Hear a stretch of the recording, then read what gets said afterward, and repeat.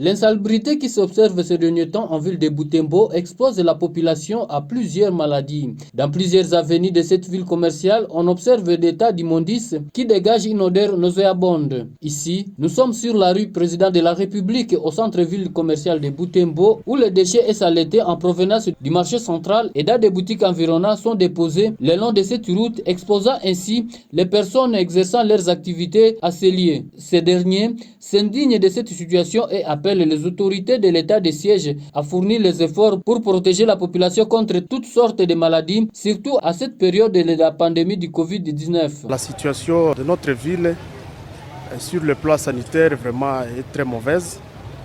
Nous sommes tellement indignés de la situation que nous vivons actuellement à la ville de Butembo par rapport à ce qui concerne la salubrité dans notre ville de Butembo. Et nous sommes tellement déçus par le comportement de nos autorités dans notre ville de Butembo parce que c'est vraiment regrettable. Sur la route principale de la ville de Butembo, il y a beaucoup de saleté comme ça, donc on manque quoi faire vraiment, on est totalement déçus. Non, ce que les autorités peuvent nous aider, c'est s'efforcer de mettre tous les moyens pour que la ville de Butembo soit propre. Moi je manque si la mairie ne peut pas nous soulager pour dégager cette saleté, aller amener à la poubelle. Premièrement, nous avons beaucoup de maladies qui vont nous attaquer. Il y avait les jours où on était en train de demander quelques contributions. Nous avions déjà fait ça.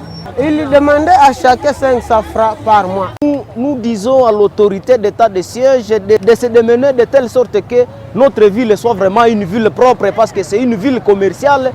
Dans une ville commerciale, on ne doit pas trouver une saleté comme celle-ci. Signalons que l'autorité urbaine de l'état de siège avait attribué ce travail d'assainissement à des entreprises privées qui visiblement sont incapables de bien rendre ces services malgré les taxes perçues auprès de la population. Nos efforts pour joindre les responsables de ces entreprises n'ont pas payé.